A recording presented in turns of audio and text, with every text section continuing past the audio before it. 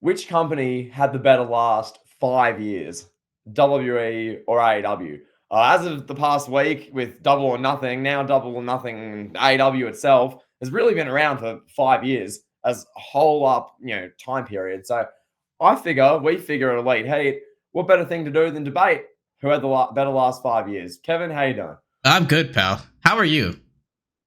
Pal, I'm fabulous. I'm ready to win this debate. Uh, The way we do this, I reckon the listeners are going to love. We've got categories for this. We've got debate topics. We've got year by year. It's not just going to be us yelling at each other for 15 minutes incoherently. There's a structure to this. it could end up being that. Well, when I'm right and it all breaks down, it's going to be funny to watch. But yeah, you'll see the angles we approach this from as the coming minutes and coming, show goes on. But pal, I've just got to say, first off, you touched on this a few weeks ago in our Double or Nothing content and the content we're making with previews. But how crazy is it?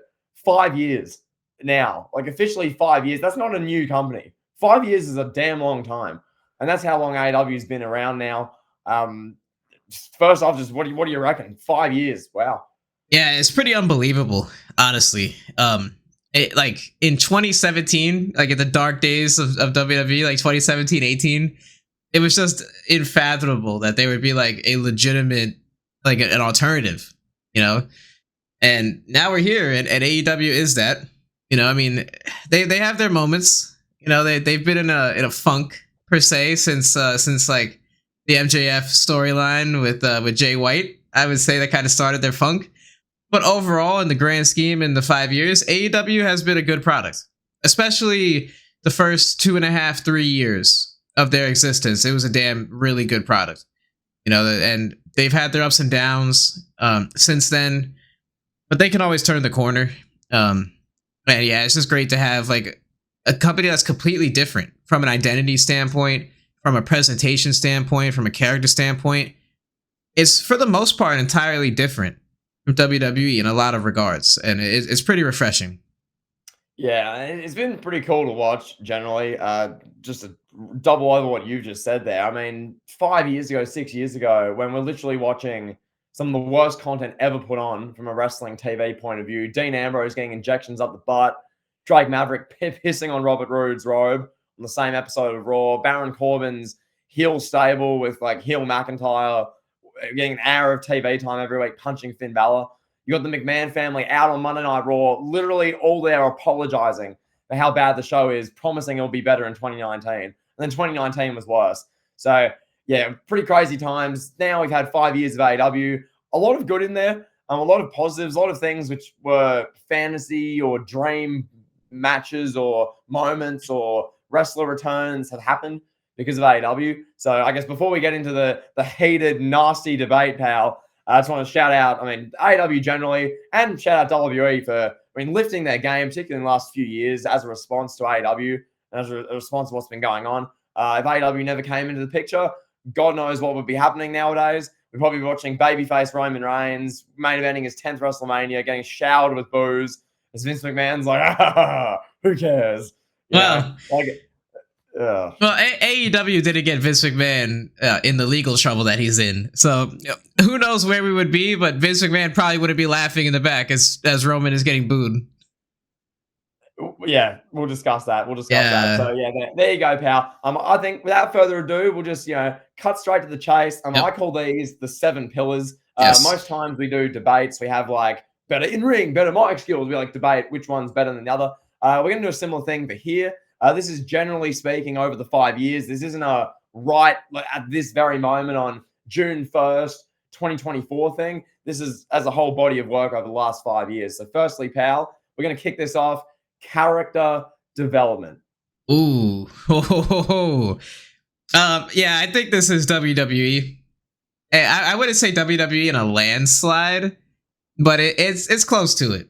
And really, like, I don't even think this is about how great WWE is doing at character development. I think it's about how poorly AEW is at it. When you look at AEW, like, what are their cornerstone characters? Like, MJF is the main guy. Like, we can't even really use Cody in this because Cody's a better character than he is in WWE than he was in AEW. CM Punk, like, does he count in this? Does he push AEW to the top? No, not really. Like, he's Phil Brooks. Like, they didn't really develop his character. He's been the same character for like, what, 12 years. So I'm looking at AEW and I'm looking at their characters. It's MJF, it's Tony Storm. Going back a few years, Christian Cage has been much better in AEW than WWE from a character development point of view. Yeah, I guess, yeah, but that's not enough. So I'm gonna focus on WWE here. The Bloodline, right? I mean, come on, yeah. That's what we've seen for the past since 2020. Like, even when old Vinnie Mac was running the show, pal, the Bloodline was still doing its thing, going strong. Mm-hmm. We've had Cody. We've had the best iteration of Cody in his entire career. WWE and Triple H, they took the American Nightmare character and they took it from AEW, put it on WWE's screen, and made him better and developed his character, if you will. Like, that's that's the phrase right there. I think those two things alone are great, like, just great, the top of the argument. That's it, like, right there. And then if you go beneath that, dig into the surface a little bit, you've got Bianca Belair, who's become a recognizable character amongst the children and young girls. And even like Sasha Banks was around in WWE for like at 5 years ago, and she was a better character there. Then Mercedes Moné, we'll see what happens. She's just getting started. We'll see how that goes. But you've got like Naomi is a great character that children can resonate and is a good role model. And it's just, there's so many. But I think WWE has this. Sorry, I was about to say this. I think WWE has this. They have NXT where these characters learn and grow, and AEW just doesn't have anything resembling that. AEW is more about just pro wrestling, pal. Put the action figures in the ring and wrestle. We'll discuss more on that. But yeah, I mean, I agree. I agree. This one especially is just a WWE strong suit. Someone you didn't even mention is an LA Knight in the last year and a half. Just from a character development point of view, he goes from just a guy who, he used to wrestle in TNA. Oh, that's Eli Drake, pal. All of a sudden, the LA Knight character is the most over thing. Merchandise is selling like crazy. Jey Uso, I mean, you mentioned the Bloodline, but Jey Uso specifically, he's now like a main character on Raw as the main event Jey with the Yeet stuff and all that. Like, that's character development. That's a wrestler going to the next level, developing themselves as a character. Objectively speaking, in AEW, as you touched on, I mean, MJF, Swerve, those sort of guys, but there isn't a whole lot. It's sort of like, here's our figure, go wrestle. So objectively, character development, WWE, tick, AEW, bam, bam. So that's the first category. Are we ready for the next category? Absolutely. Hit me with it, pal. This category, if AEW doesn't win this, they're not going to win a category. This is matches. Oh, okay? Yeah. This category is why AEW exists. This category is what Tony Khan and his network live for. The quality of the in-ring matches. Which action figures can we pair together? Let's get Ospreay versus Bryan Danielson. Let's get Bryan Danielson versus Kenny Omega together, pal. Let's do all these. Let's do CM Punk MJF when that was a real thing. Everyone was crying out for late 2021, early 2022. Let's do all these big dream matches. AEW's got this one, I believe. WWE, to their credit, it's not like this is like an absolute landslide. WWE's had some damn good matches in the past couple of years. The main ones I think of, just objectively speaking, I think of the Gunther triple threat match at WrestleMania 39, a number of other Gunther sort of matches with the IC title. Excellent. I look back to even some of those Roman Reigns matches, like the very best ones, the Sami Zayn stuff. Yeah. Like the one against Cody, WrestleMania 40, some of the absolute best Roman Reigns matches. And there's even been some good stuff in like 2021, 2022 with WWE. But I just think, being in objective fairness, this one just is an AEW category. What do you think, pal? Yeah, I mean, this is AEW's strong suit. Like WWE's strong suit is character development. This is AEW's bread and butter, is matches. That's what you go to AEW for, is good match quality. That's literally what they're built around. They're built around like, oh, okay, WWE, you're watching Dean Ambrose get injections, pal. On AEW, you're going to watch Cody and Dustin have a 5-star match. You're going to watch the Young Bucks and the Lucha Bros go crazy. You're going to watch, Jericho and Hangman have a good match. Like, you're going to watch all these good matches with young stars and talents. And in that facet, they've developed very well. And their match quality gets better and better each year. They brought in Ospreay, they brought in Danielson, they brought in all these heavy hitters. And Omega really hasn't been a factor. Like, Omega, I don't think he's been the same guy that he was in New Japan in AEW. Like, yeah, he had a good run in AEW, but I don't think he's been that guy that he was in Japan. Mm. And they've done it without him. Really, he's, in my opinion, he hasn't been like a top 3 or 4 performer for them, um, just collectively. So when you watch an AEW pay per view or even Dynamite, well, a pay per view, you're gonna see at least 1 or 2 like 5.5 star, 6 star matches. On Dynamite, you're gonna see just 4 star matches all across the board. If that's what you're into, if you're into pro wrestling for the stunts and the moves and the gymnastics of it, AEW is the go to. Yeah, no, absolutely, absolutely. So, yeah, so I think we can agree there. It's so far an even split. We got WWE one character development, AEW one matches. I think that's pretty almost objective. I don't see many people going to argue contrary to that. Then we move to this one. Memorable moments. I think this one's a really interesting discussion point because both companies had quite a few memorable moments. Okay. From the WWE point of view, I mean, make no bones about it. That WrestleMania 40 Cody win and everything that encompassed it. There's stuff involving the Hollywood Rock in the past few months involving that, but bigger picture, the last 5 years. Kevin, give us. I'll just shoot it to you. What are the biggest moments in WWE in your eyes last 5 years? Well, you mentioned Cody. His return is one of, maybe not the biggest, but it's one of the ones that jumps to my mind. Edge's return. That's a huge moment. Oh yeah. Oh yes. Yep. Yeah. Roman Reigns heel turn.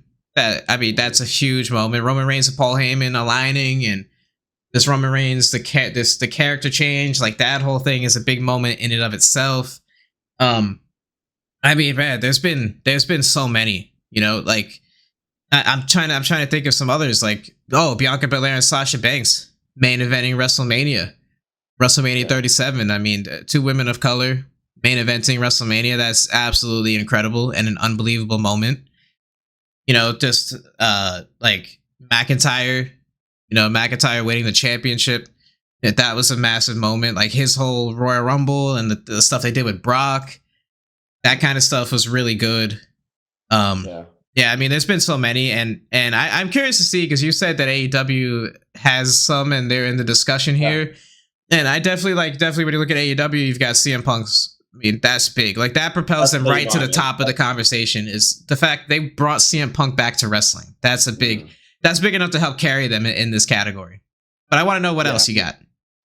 Well, I mean, obviously, Punk's return is the moment, which I'd say Punk's like the AEW one, when he came to AEW, the first one, the first dance, the whole in Chicago, the whole building's like crying, cheering. I think that's the moment of wrestling the last 5 years. And then from there, it's, maybe Cody's win, probably Edge's comeback at Royal Rumble 2020, maybe some other Punk's 2023 return in WWE, Cody's return. Probably that's just the tiny bit below. That's my opinion. As far as AEW goes, some of the ones I want to just acknowledge, the Brody Lee, I mean, everything involving that, the tribute show, and like the end of 2020, that was 2021. That was 2020, end of 2020. Yeah. Which like that wasn't like in the same breath of, oh my god, wow, amazing. Obviously, because Travis Brody Lee passed, right? But yeah, that was memorable in my book. The Sting like debut return at Winter is Coming 2020, I thought was like, oh my god, big, like that at the time was like, oh my god. And yes, granted, now it's like 4 years on, doesn't hit the same or whatever. But at the time, I was like, oh my god, Bryan Danielson walking into AEW on the same night as Adam Cole in 2021, a month after CM Punk came in. Bryan Danielson coming in 10 minutes after Adam Cole was like, oh my god. And then subsequently, Bryan Danielson and Kenny Omega, pal, even though that wasn't like a oh my god shock return, like that everything encompassed that was like, oh my god. I want to mention a couple other. I mean, to me, I view as like just on the top of my head the most memorable like Dynamite moments. This is like back a few years ago, the Cody lashing segment. As far as like a memorable moments, Cody screaming, getting whipped, I thought was pretty memorable. Or Cody diving off the cage. See, that's how you do a cage dive, pal. Not Adam Copeland awkwardly, jumping awkwardly off a cage and breaking his tibia. That's not what I associate with great wrestling moments, pal. But yeah, like those are some like the biggest ones for AEW. I want to acknowledge all of AEW's biggest and best moments happened in their first 3 and a bit 4 years. The last year or so, yes, Mercedes Moné has come in. Great. Yes, Ric Flair's gotten involved in AEW TV. Yes, Adam Copeland has shown up. Cool. Paul White, pal. Sure. They've shown the CM Punk, Jack Perry all-in footage. Sure. None of those moments are really like genuinely, oh my God. I'm not even mentioning, pal, all the game changer ones, which I don't count. I don't count when Keith Lee came in as something that was like, oh my God. I don't count when Saraya made her AEW do ones like that. I don't count because I'm like, whatever. I don't count when Andrade showed up in AEW, pal, or when Claudio Castagnoli became all elite, or Samoa Joe. Like, I don't count them as the big memorable moments. Those ones I listed initially, those like the memorable moments for AEW. So I think legitimately AEW is a case here. It's not just like, oh, WWE clear. Like, it's not. But I'm interested. I think this one's fairly even. Yeah, it's close. Probably this one I think is like personal discretion as far as like which way you lean, which moments you feel were bigger. What do you think? No, it's close. I agree. It's close. It's closer. It's close. Like, just hearing you talk about it, it's a lot closer than I thought it was now after listening to you lay it out that way. Just some other moments I want to mention for WWE, some of the bad ones. You know, Vince McMahon showing up on SmackDown like 3 days after the allegations came out. And he's like, oh, welcome to SmackDown, pal. And then he retires like 2 days later or whatever it was. It's like, I mean, it's memorable. Is it memorable for the right reasons? I don't know. That's up to you to decide. But that's a memorable moment if I've ever seen one. You know, like there's some of the goofy stuff that happened during the pandemic, like Rey Mysterio losing his eye. You know, Rey Mysterio got thrown off a roof at Money in the Bank like a month before that. Yeah, exactly. Rey Mysterio's entrance at WrestleMania 39. Stone Cold Steve Austin's return. For me, a memorable moment in a bad way is John Cena losing clean to Austin Theory at WrestleMania. Like, I'll never forget that. I will always associate Austin Theory with that moment. If he never becomes a star and Austin Theory is just a jobber for life, I will always associate that with Austin Theory, pal. Like, that's the guy that beat John Cena, like, not a clean, but whatever. He had a low blow, but still, he beat John Cena in the opening match of WrestleMania. Ridiculous. Go ahead. I got one. Vince McMahon co-main eventing WrestleMania 38 against Pat McAfee. Yeah, that's another one. Yeah, Vince's last terrible WrestleMania appearance. You know, the Raw after WrestleMania 39 when Vince was like showing the TKO people, hey, let me get some shots up, pal. I'm the creative guy. Here, tear the script up. Oh, Triple H's script off. Garbage. Here. So have Seth Rollins cut this childish promo, pal. Forget what he was about to say. No, but all seriousness, some other memorable moments. Becky Lynch announcing her pregnancy on Raw. That's one. You know, Bray Wyatt, very somber, but you know, it's memorable and it's unfortunate that we lost Bray Wyatt. CM Punk's return to WWE. I mean, that's the most record-shattering return and the most viral return. Logan Paul, everything that encompasses him. KSI, I Show Speed, Sexy Red on NXT. Okay, now you're grasping a bit. Come on, that's memorable. You mentioned Cody earlier. You may have said this, but the Cody wounded pec, where like the match against Seth Rollins. Yep, that is like, oh my God. So yeah, Seth Rollins wearing the polka dots. That was crazy. Part of what I want to do with this is go, like as many good things you just listed with WWE, that you had Vince McMahon come out 3 days after the allegations and say, hi, welcome to SmackDown. I want to disqualify, but at the same time, that's so memorable. How AEW had Tony Khan call WWE the Harvey Weinstein of wrestling on ESPN. So it cancels each other out. I don't know, pal. I'm willing to give this as a split category. I'm gonna give it to WWE. Oh, I'm gonna give WWE the slight edge here. No pun intended. I think AEW is carried by CM Punk's return to wrestling. And I think CM Punk leaving AEW and all the bad stuff, all the really horrible moments that CM Punk is associated with AEW, Brawl Out, Brawl In. Memorable moments. They're memorable moments. Yes, memorable, yes. But that all led to CM Punk coming back to WWE. And then we ended up getting The Rock coming in and the final boss Rock. Like, that has nothing to do with CM Punk, but I'm just saying, on top of the CM Punk stuff, final boss Rock coming in. Mm-hmm. I got to give it to WWE. I mean, even the bad moments have been more memorable over the past 5 years. I got to give it to WWE on this one, pal. You know, I got to. You got to, pal. if I don't. if CM Punk was still happily wrestling in AEW, I would surrender and say AEW has this. But because of how it transpired, I'm gonna give it to WWE. So you're not going to mention all the memorable moments in the year of CM Punk and AEW, the dog collar match with MJF. You're not going to mention the infamous Hangman Page angle. You're not going to mention Brawl Out as one of the most memorable moments in the last 5 years, or one of them. All that sort of stuff that encompassed it. The firing, Yes, the all-in. CM Punk's return is just CM Punk's WWE return is more memorable than all of those. It's trumped them all because people are actually watching that. People are actually watching that. People are actually watching that, pal. Okay, the 50 million people watched that. Your friends that didn't even know AEW existed, they saw, oh my God, CM Punk's back in WWE. Where has he been? He hasn't wrestled in 10 years. They had no idea that CM Punk even wrestled in AEW. So there you have it, pal. Most memorable. Right, okay. I trumped you, pal. AEW fans listening to this, note I flew the flag for Always Wrestling. Tony, I flew the flag for you. Next one, pay-per-views. I'm sorry. Can I shout out? Can I shout out just one more memorable moment? Go for it. The Big Swole Tony Khan Twitter incident. That's a memorable moment, pal. That's the company that you're waving the flag for. The Twitter incident. Yeah, that's what you're waving the flag for, pal. Yeah, I'm waving the flag. Tony Khan on Twitter saying John Cena and The Undertaker have never drawn below 1 million viewers. Then someone's saying, when's Edge drawn below 1 million viewers? That's right. What I'm anyway. All right, go ahead. WWE wins memorable moments. So that makes it 2 to WWE, 1 to All Elite Wrestling. Next one, which I find is going to be a good debate. I don't think this is a debate. I think pay-per-views is just AEW. WWE, even now in this like golden era of Triple H, the cards you get. Can I just end this debate, pal? Can I just step in and end this debate? Oh God, here we go. Go on. Yeah. So this is the easy way to break it down. Mm-hmm. AEW pay-per-views, right? You know you're gonna get great quality. You know you're gonna get your money's worth. Let me ask you this: if Peacock and WWE Network weren't around, how many WWE pay-per-views are you paying $49 for that we've seen in the past 5 years?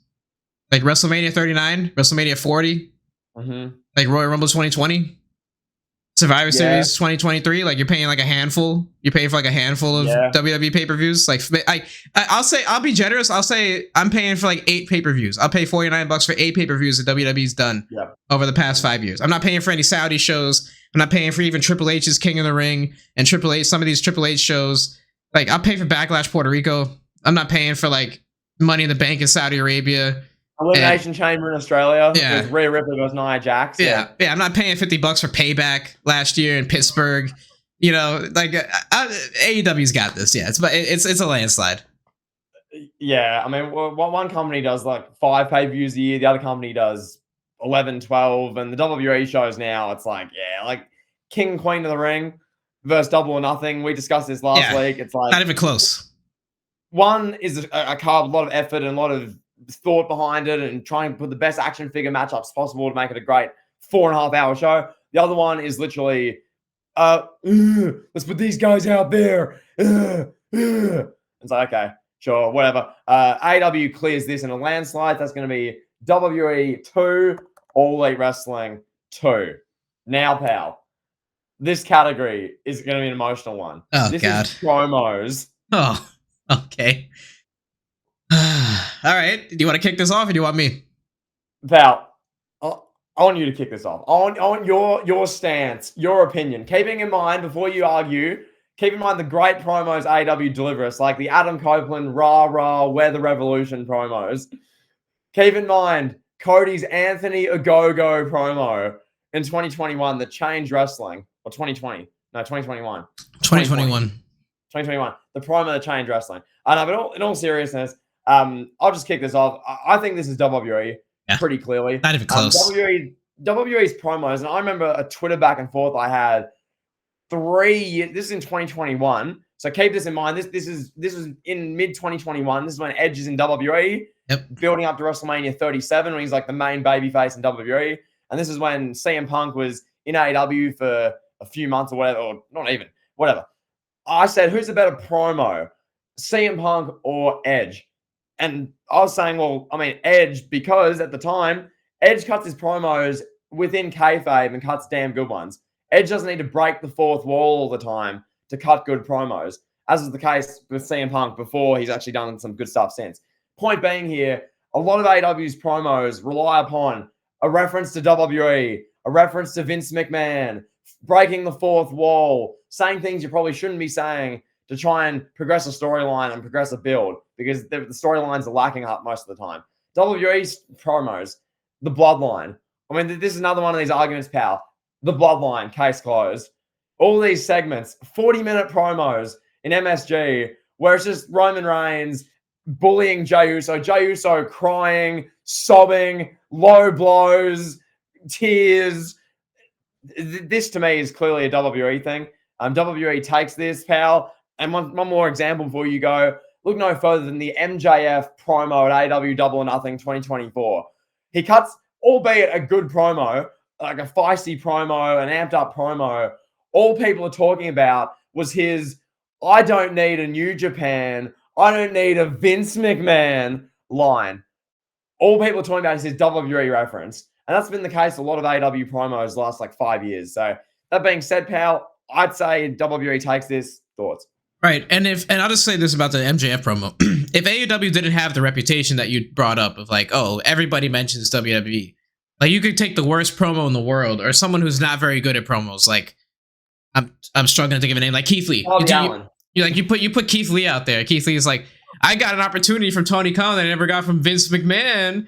And, you know, like everybody does it. They rely on it. They have a reputation for relying on WWE. If they didn't have that reputation and MJF cut that same exact promo at Double or Nothing, nobody would be talking about the Vince McMahon reference. They'd be like, oh, that was good. Like, good promo. But it's just the reputation. And yeah, I mean, promos, I don't really think this is even a discussion. This is WWE by a landslide. It's not even close. I mean, you're even looking at, like, if you're looking at 2019, I mean, one memorable promo for 2019 for me that jumps to the top of my head is Randy Orton recreating the stupid promo with Kofi Kingston during their feud. That was great. Paul Heyman was not at his peak in 2019. It was kind of washed, but then he did come back in 2020. All the stuff with the Bloodline, we don't have to go through it. You know, just all the promos from 2020 to 2024 involving Roman, Jey Uso, Sami Zayn. You name it. Guys that were cutting promos on them. Kevin Owens is a great promo. He's a great talker. Like, he comes to mind. Cody. Sami Zayn. Yeah, I mentioned him. Yeah. In the lead up to the match against Roman Reigns. Yeah. He was in Montreal, screaming in curse words in French, crying in his promo. It's great. Like, that's elite. Yeah. And the only thing I will say, like, against WWE's promos, which has now been phased out because AEW's come into existence, in 2018, but 2019 and 2020, which is in our time frame. Oh my God, the I deserve better promos, or I deserve a chance. No one cares. Was the Ziggler one? Was that 2019? The one where Ziggler was like, it should have been me? Yeah, it was, because he was talking about Kofi. He's saying he should have won the WWE title at WrestleMania. God damn. And then that led to, Cesaro. It was Ali. Ali was particularly bad at it. I mean, Ziggler carried it on. Like those like mid-card good wrestler types who just say, I deserve better. And then they go to AEW in 2021, 2022, 2023. And it would be what you say. Vince McMahon didn't give me a chance. Tony Khan. Yeah, and it's like, we don't care. But that being said, pal, yeah, WWE clears. Unless there's anything else you want to add on this one. I want to say this. I think right now the best, like, I would say 4 out of the 5 best promos in the business are employed by WWE. The MJF is the one exception of a top 5 promo. I mean, the other guys is Cody, Roman, Paul Heyman, and then who would you want to put in that fourth spot? The Rock already. Yeah, I was gonna say The Rock. Yeah, CM Punk, The Rock, McIntyre. I mean, you could put any of those guys in the top 5 conversation. So yeah. No, pretty objective, pal. So we'll give promos to WWE. Next one is look, this category isn't. Look, can I go? I'm gonna say the name of the category, and then I'm just gonna say the name. Okay, the category is company growth. Yes. All right. Can I go, pal? Yes, it's my turn. Okay. Is this even a question? Are we even having a debate here? Company growth? I mean, come on. In the last 5 years, one company. Trying to be nice. I'm trying to be nice. One company has been removed from their network and replaced by the NHL and moved to their sister network. of the company that has their TV rights. One company created a second live show, mortgaged their whole future for another wrestler and his buddies. And we now found out, thanks to CM Punk's Ariel Helwani interview, that was Tony Khan's idea, which is just brutal. One company is paying wrestlers like... Okay, I'm going to get in this dialogue. I'm just going to get here. Okay. So one company is paying wrestlers way more than they're worth just to keep them from going to WWE. And here's the thing. From a business perspective, Tony Khan's back is against the wall. He has no choice but to overpay Mercedes Moné, Okada, Ospreay, all these guys, you know?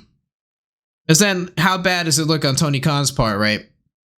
If Okada goes to WWE and is main eventing every PLE for the next 3 years, right? Then Tony Khan looks like an idiot, you know, passing up on that. And he has to keep those 750,000 people that watch AEW every week and those 200,000 people that buy AEW pay-per-views every 4 months. He has to keep those people watching. So he has to shell out whatever Mercedes Moné wants, whatever Okada wants, whatever Ospreay wants. He has no choice.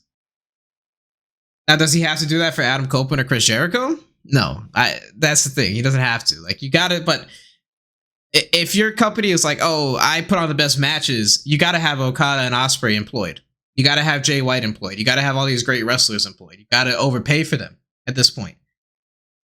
So I get why they do what they do, but that's not good for overall company growth.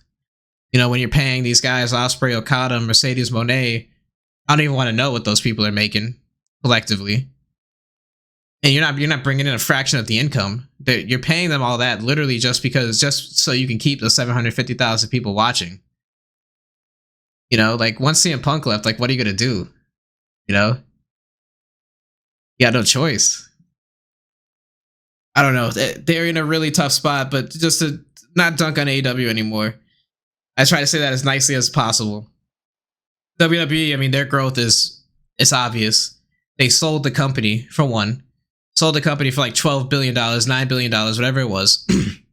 They're doing all these international pay-per-views. They're breaking attendance records, box office records, merchandise records. Cody's selling more merchandise than Prime Stone Cold. The Bloodline's selling more merchandise than Prime Stone Cold. More people are seeing WWE that have never seen it before. And they're seeing it in the last 2 years. They're just going crazy with international shows. They're expanding their business. They're expanding their reach. They're becoming more valuable for Peacock and more valuable for Netflix whenever that deal starts. I mean, the Netflix deal, that too, like, I mean, the growth is crazy. WWE is cooler than it has been in the last 25 years. Like, it's normal now to have a conversation about WWE again. I'm not a weirdo for liking wrestling, for making wrestling content amongst my friend group anymore. You know, people are like sending me clips of like, of whatever Roman Reigns is doing or whatever Cody's doing, or, you know, wrestling's cool, or WWE's cool, I should say. You know, their growth, it's in, yeah, the proof's in the pudding. Go ahead, pal. All I'll say is, yeah, the WrestleMania 40 live gate was like $40 million revenue over, I mean, the 2 nights, let alone, I think, merchandise and everything else that encompasses it. Like, ridiculous. Like, $40 million is like what AEW spent on the video game. You know, that sort of thing. So, look, I don't know. Yeah, this is just such a one-sided discussion. I'm not even going to say anything else. I'm glad you mentioned video games. Even WWE improved their video games, and now their video games are incredible now. So, go ahead. Yeah, like, I mean, having been to the Elimination Chamber in Perth, which is one of these other global events, and like, as you say, the reason why, I mean, Cody merch or Roman merch or just wrestling merch generally and wrestling popularity is bigger than it was 25 years ago is because it's so global now. Like, as great and as popular as it was in the late 90s, that was mostly, a lot of that was domestic. A lot of that was in the United States. It was nuts. And around the world, yes, it was obviously popular. But now WWE is an absolute global commodity. Like, they go anywhere. They went to Lyon, France, 18,000 people, best crowd you've seen in many years. Went to Perth, Western Australia, pal, 50,000 of us screaming in our seats, pal. In Western Australia, they're about to go. They're doing this like world tour in 2024, making tens of millions of dollars every place they go. It's unbelievable. So yeah, company growth. Yeah. And just, It's not on me. yeah, just to expand on the coolness factor, like, and what you're saying, like, I went to the Royal Rumble, you know, and I'm bringing a girl with me, and it's like, in 2019, you think I'd be bringing a girl to a wrestling show? You know, you know what I mean? Like, you know, like, and no disrespect, I'm saying this as nicely as possible. I'm not gonna bring my girlfriend to an AEW show. You know, like, you know what I mean? Like, would you bring your girlfriend to an AEW show, pal? Well, what content are AEW giving you that's like gonna be for someone who's fairly casual, is just like, just there to experience either because you're there or just to be there? What are you saying at an AEW show? You're getting a bunch of inside references to BTE. You're getting like some good matches. Okay, some 35-year-olds rolling around really well. Okay, great. Yeah, and Adam Copeland saying "rah rah, we're the revolution." Like Yep. that's what you're going to at AEW. So Yep. that's not even hating. That's just being objective. Like anyway, so that's WWE's category by far. Final one. This one as well is a bit of a look. It's a bit of a fiddly one. I put the category in because it is very relevant. This is 2024. Everyone spends like 8 hours a day on their phone minimum. It seems like everyone's addicted to their phone, addicted to social media. So we do this category, social media. Pal, I'll just throw this out there. The infamous, well, I say the infamous, there's many incidents now of Tony Khan, the leader, face of AEW, arguing with people who have like 9 followers on Twitter over not like nonsense. That alone disqualifies AEW in this category. And I'm pro AEW in this debate, but it is indefensible. The social media side of things from AEW in the past 5 years. I don't like how AEW titles their YouTube clips either, and their YouTube videos. I don't like that. I think the way WWE titles YouTube videos and segments is way better. AEW will put like some strangely worded question. Like, let's say you have an incredible segment, Kenny Omega beaten to within the inch of his life with a steel chair by the Elite and Matt Jackson. They'll go, how did Kenny Omega fare as he confronted the Young Bucks? When you should title it, as WWE would title it, Kenny Omega brutally attacked by a steel chair or something. I don't know.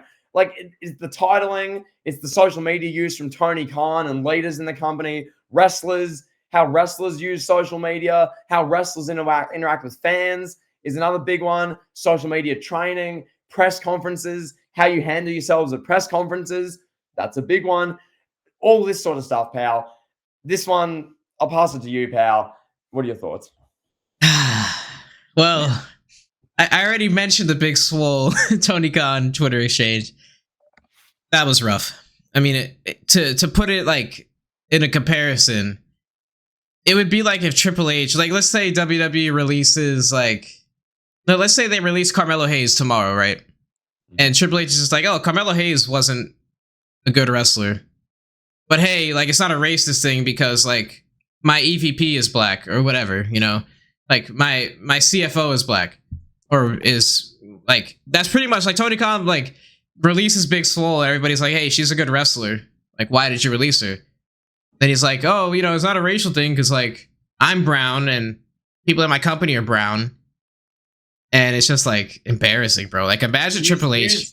Use Lash Legend for an example, not Carmelo Hayes. Melo Hayes is a bit better than Big Swole. Yeah, I know. I was trying to think of like another. I couldn't think of anyone, but yeah, you're right about that. Shawn Michaels, pal. I have friends of color, pal. What do you mean him going at people on Twitter? She was fired because I have friends or whatever. Yeah, embarrassing. It was just embarrassing either way, And yeah, Carmelo Hayes, obviously a phenomenal talent and a lot better than Big Swole. What else with Tony Khan? Let's see. What else do we have with him? Pick an incident. I remember the social media, the meltdowns on Twitter around the NXT time. And NXT did like Title Tuesday or whatever about 9-10 months ago now. And Tony Khan was Tony Twitter fingers actively on social media. There were posts of the ratings. You got Tony Khan replying to someone with like 300 followers. He posted a GIF of Shawn Michaels with a picture of the Booker of the Year plaque. And Tony Khan's like, I remember that happening. As though he's like some 15-year-old in the 9th grade who's like fighting the fight for AEW. It's like, bro, Tony, you run the company. What are you doing? You've got situations where, he's going at people on Twitter. oh my God, when was the last time John Cena and The Undertaker drew below 1 million viewers? And then someone just responds, well, when did Edge last draw under 700,000 viewers, Tony? Like, what are you saying? You know, like stuff like that. And like that rubs off poorly on your company. Then wrestlers go, well, if my boss can say that on Twitter, I can say whatever I feel. I can go at people on Twitter. My boss is doing that, so I can too. And that sets the precedent. So yeah, any other examples you can think of? Because to me, that NXT title Tuesday one was like the worst thing I can remember. That was the worst management on social media I can recall, alongside Adam Copeland, some of the stuff he's done while in AEW. Well, there was the one that happened this year with Tony Khan. Everybody was like, take his phone, bro. And I can't remember exactly what it was specifically. It's slipping my mind right now. But there was one this year too, where he was like replying to people. Oh, the Jinder Mahal thing. The Jinder Mahal thing. That's what it was. It was the Jinder Mahal thing. That, yeah, we don't have to get into it, but the Jinder Mahal thing. I'll paint some more color for like the actual like aspects of this. If we're looking at like legitimately like the social media accounts for AEW and WWE, I mean, yeah, WWE just has better reach. Their YouTube channel has 100 million subscribers. You know, their TikTok makes the mainstream algorithm when you've got like Sexy Red twerking on NXT with Booker T having a heart attack over it. Like that's gonna make it all your girlfriend's algorithm. Like, you know, the WWE's got it. They got it, pal. They got like Travis Scott being dapping up Jey Uso. You know, they're on it, pal. They're on the social media thing. Things that I show speed backstage, like Patrick Mahomes and Monday Night Raw. Yeah. So you've got like everyone who likes I Show Speed, everyone who's like I guess, you know, into the online space, into watches influencers, whatever. Everyone's like, oh my God, I Show Speed. Then you got all the people who watch the NFL. There's like the millions and millions of NFL people. Oh, hey, it's Patrick Mahomes. He's a Raw. Okay, that's Patrick Mahomes WWE. Okay. And everyone comes Logan Paul and all that. And Logan Paul, yeah. That's all we got to say is Logan Paul. Logan Paul, one of the biggest social media stars in the history of social media. And WWE's got him. Well, look how and this is a quick one on like celebrity wrestlers and celebrity input before we move on. I mean, you mentioned Travis Scott, Logan Paul, who's a wrestler, Bad Bunny stuff, everything he's done. All of this that we just touch on. And then AEW's, I guess, we'll call it crossover. Remember when they had Shaquille O'Neal team with Jade Cargill, who'd been there for like a month to take on Brandy and Cody? Remember that? Remember I try to forget it. Remember when Mike Tyson came in to be like the enforcer? Yeah, he was falling asleep at ringside. He was yawning. Like that goes on to social media. Like that affects social media, how people view the show. And the other one that we need to mention on social media, who can forget 2020 NBA Twitter? They watched the Boston Celtics game. Oh no! And then AEW Dynamite followed up, and they opened Chris Jericho, had a shirt off, and NBA Twitter was ruthless. They were like, "Who the hell? Why is this washed WWE bum on my screen?" This is what Twitter was saying. I'm just reciting that. Destroyed him. And then that was normal people on Twitter. I just want to say that normal people that watch basketball, that don't know anything about wrestling. That's average people that are just watching basketball. They're saying this. Go ahead. And then you have people, and then like the only defense I guess that could be mustered from people who love AEW or are trying to defend it were like, well, but it's not nice to body shame, and like, this is Chris Jericho we're talking about. And there's people like, bro, I watched Jericho in 2002 and I watched wrestling. What is this trash? What is this? Like that was the night AEW, the credibility took a massive hit that night. I remember I was on Twitter. I lived that. Hold on. I gotta stop this just for a second. My friend literally just sent me a clip of Sexy Red twerking on NXT and Booker T going crazy. Like he literally just sent it to me on Instagram like 5 minutes ago. So this is not, I'm not lying. Like my friends are really sending me this stuff. Like, yeah. And there's like, this is legitimate. Like my friend doesn't watch any wrestling. No idea about wrestling. All he sees is, oh, Sexy Red is on NXT and Booker T is having a heart attack. And literally he sends me the clip. And the clip is titled Booker T is wilding like crazy. And he's like, Booker T's a trip. Like this just happened in real time. Like we manifested it. That's literally, and like, we don't make this stuff. When we talk about mainstream, we talk about relevancy, social media, traction, this is what we mean in real time, in living color. So, and plus the other thing, but yeah, when CM Punk came to WWE, the WWE return, I had like literally 10 of my real life friends. Most of which don't even watch wrestling. Actually, well, none of them watch wrestling regularly. A couple of very casual, all sent it to me. Oh my God, OMG, Jimmy, WTF, Punk. Yeah. It's beautiful, pal. All right, go ahead. I cut you off though from your diatribe. Like, that stuff never happens when Adam Copeland shows up in AEW in front of a half-empty arena, trying to rev the crowd up, and you see in his eyes him register that half of like the whole top tier is empty and half of the camera side is empty as well, and you see him go, let's go, Awkward. come on. Yeah, he's like, oh, you can see it in his eye. I don't get sent that by 10 people. No. Anyway, this one, WWE takes it. So to recap, let's just quick recap. Character development, WWE. Matches, AEW. Memorable moments, WWE. Pay-per-views, AEW. Promos, company growth, social media. All three of those categories, WWE. So that's 5-2. WWE takes the categories portion. Any comments on that? Any reaction to that result? I'm not surprised at all. Mm-hmm. That's all I gotta say. I'm not surprised. WWE has clearly had the better 5 years, pal. Well, pal, let's move into some, I guess, we'll call them pros and cons. Just some little discussion points here, which we can, I'll bring them up. Feel free to argue them or raise any points if you'd like to. First and foremost, this is a pro. These will be the pros, okay? Pros for AEW.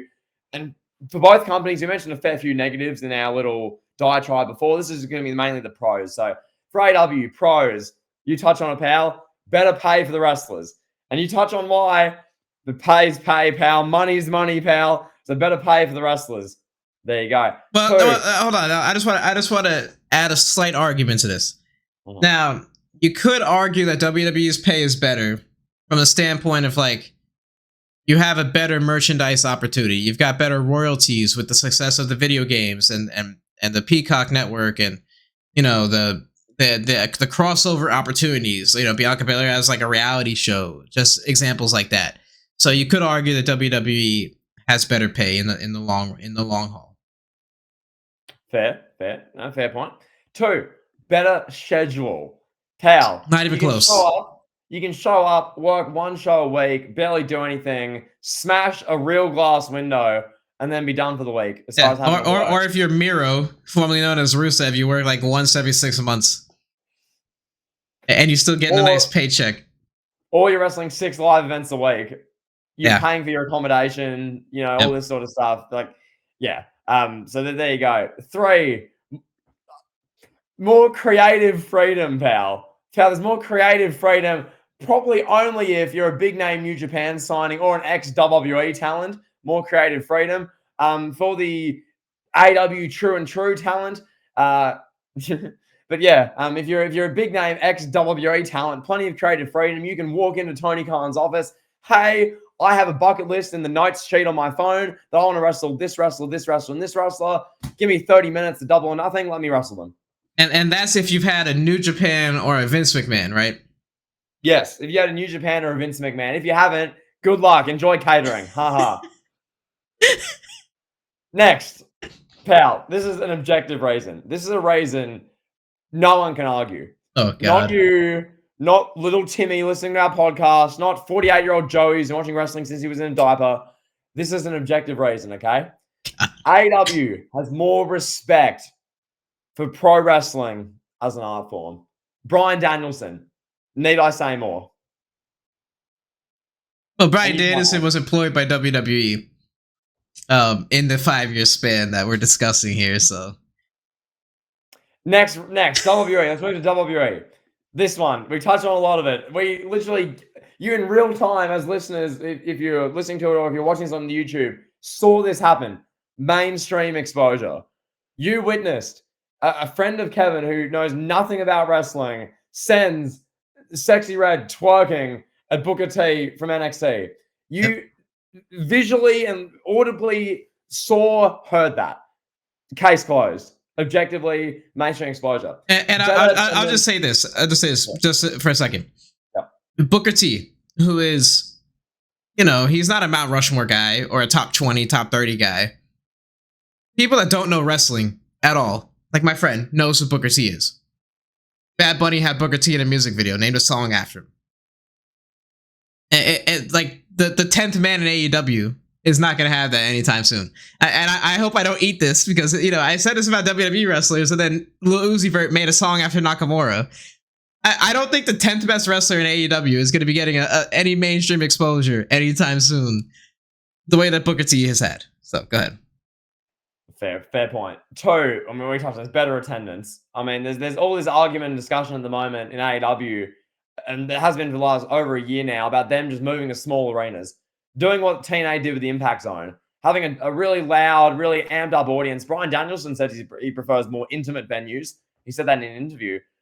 That's a real discussion, because they're booking in, they're doing shows in basketball arenas, which can seat 14,000 people. And at best, they're getting at the moment, 3, 4, 5, 6,000. 6,000 on a really good day. At the moment, it's like 3,000. You give away tickets to get to 4,000 or 5,000. Like, that's not good. And that's wrestler morale. That's the people at the show. If I'm sitting in a show, I'm let's say 40 feet from the ring, right? But all I can see, if I look up above the ring, okay, there's the cameras, the shooting the action. Empty seats. Okay, what's above that? All empty seats around the arena in the upper bowl. Okay, over there, what's over there? Oh, there's tarps, because that's literally shut off. What's over there in the back? Oh my God. That's shut off. Oh my God. And that's just, if you're at a show, as humans, well, I do at least, I notice that. That's not just a thing, you're trying to dig. That's literally a thing. If I'm a person, I'm taking note of the fact, is this a sold out, amped up arena who's loving every minute? Or is this a crowd where half of the people are just here because, someone's walking on the street, throwing free tickets at people, saying, come on, come all. AEW's in there, pal. Come watch the circus with Jack Perry and, getting set on fire, pal. Like, is that what it is, or is it not? But WWE selling out arenas all over the globe objectively. Anything else on that, pal? Go ahead. Keep going. Better marketing. Yep. Promoting wrestlers. Marketing wrestlers. Knowing what's going on. Pal, all I get is when I'm watching the NBA, every now and then, I'll get an ad. Oh, AEW Dynamite. Oh, you see Chris Jericho hitting a Judas effect on someone. John Moxley roaring. You'll see like Thunder Rosa doing a move against Willow Nightingale. And then you'll have AEW Dynamite this Wednesday night. Every now and then. Or you'll see a little pop-up banner ad as you're watching NBA every now and then. That's about all you get from AEW, from like main, or like you'll have like a targeted recommended YouTube ad as you're trying to watch Kevin's Wrestling Uncovered video about China, or Kevin's Wrestling Uncovered video about John Cena on Total Divas. I'm trying to watch that, and I'll get a 30-second unskippable ad for All Elite Wrestling Double or Nothing, like making it seem like it's WrestleMania 17 as it's showing Willow Nightingale roaring at Mercedes Moné. Like, okay, bravo. Thank you for that, pal. And any other thoughts on marketing, pal? While you're go ahead. Go to the next one. Next one, a boss with leadership tendencies. I do want to. I want to cut you off. I want to interject on this one. Go. So, Tony Khan showed his leadership, pal. The way he handled the CM Punk situation. So, to bluntly describe what Tony Khan did, just to put it plainly in plain English, simple terms. CM Punk knocks down a monitor like 10 feet from Tony Khan, and Tony Khan's like, oh, this is bad. Oh, this guy doesn't want to be here, so I'm going to fire him.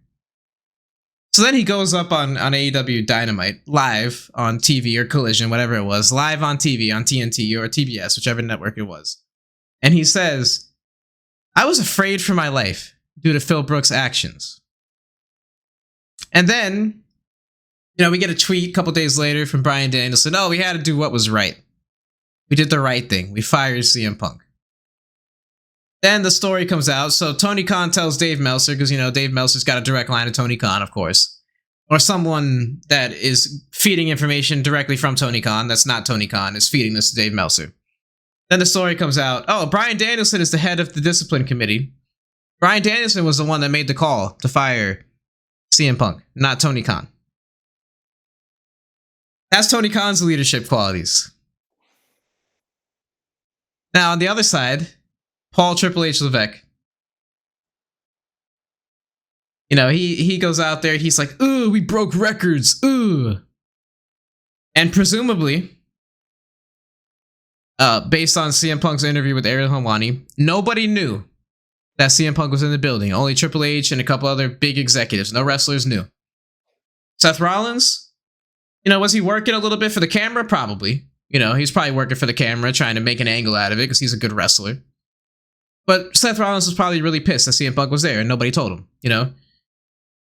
So, backstage, I presume, Triple H sits the two guys down and it's like, all right, we're going to make money here. You guys are grown men. You're professionals. You going to shake hands and make money or what? Or are we going to have like a playground like fight here? Like, well, what are we doing? And that's the leadership difference there with WWE. You know, you sit them down, you put them in a room together, and you hash it out. Then they go out there like men. CM Punk and Seth Rollins did, and they started a feud. You know, we didn't get to see it because CM Punk got hurt, and Rollins was hurt, and all this stuff was going on. But that's just one major difference right there between just one talent, the way that the two leaders handle one talent. And there's so many other differences. You know, you hear people talk glowingly, like Paul Heyman in his Hall of Fame speech. I mean, if Paul Heyman is saying that Triple H is a hell of a leader, I'm going to believe that he's a hell of a leader in real life. If Paul Heyman's saying it, who am I to say Paul Heyman's wrong? You know? You don't really hear a lot of people from the AEW side saying, hey, Tony Khan is a great leader. We've heard other wrestlers say, hey, the guy likes wrestling, he's a nice guy. He's kind of a mark. You know, that's about all you hear. And then even because Triple H took over in mid 2022, even Vince McMahon, who was running the show before him, I mean, let's look at WrestleMania 34. I know this is a year before the time frame, but WrestleMania 34, Brock Lesnar, the biggest star in the company at the time, Universal Champion, storms backstage into the gorilla position, throws the championship belt at Vince and Kennedy McMahon. Vince rips his headset off, shouts, "Mother effer," and then it was heated. That's how Vince McMahon handled a confrontation with big-time talent. And then that was that. Vince McMahon didn't come out the next night on Raw shuddering and I was in fear of my life. A championship belt was thrown at my head by a guy who's a UFC world champion. No. Brock Lesnar did more in the UFC than CM Punk did. Brock Lesnar's more fearsome than CM Punk is. If Brock Lesnar did that to me, I'd be a bit more like, oh God. Then CM Punk looked at me and then a monitor fell. Like, yeah. You know, I mean, I would be kind of scared if Brock Lesnar came through the gorilla position and threw a belt in my head, you know? And credit to Vince, he's like 75 years old. You know, like, God knows what he's doing behind the scenes, but he's just like, yeah, Vince McMahon, you motherfucker. Like, you mother effer. Sorry, we shouldn't curse. You mother effer.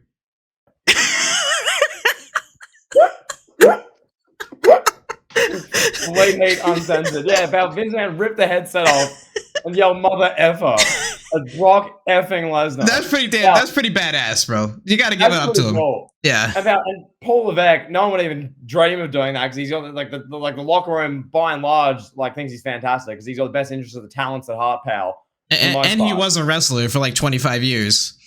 Exactly. So like the wrestlers are like, yeah, I mean, like if I have an issue here, I mean, my boss is literally Shawn Michaels and Triple H, two of the top 10 all-time greatest in any list except for your one for some reason. You had Triple H at 12. I don't know why.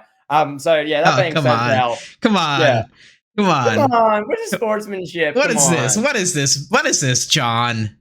So unless there's anything more on that, so we've been over the 7 pillars. Yep. And we've been over, I guess pros and cons, whatever. Pretty much WWE's last 5 years just wins that, just on the whole. Absolutely. What we're about to do. I think we're already going long on time here, pal. I think we could do a part 2 at some point, and we could go year by year. That could be a whole podcast, just going year by year from 2019 to 2023, and we could dissect them year by year. Because I mean, we can't shove that into like a 15-minute segment, pal. I like that, pal. I think that's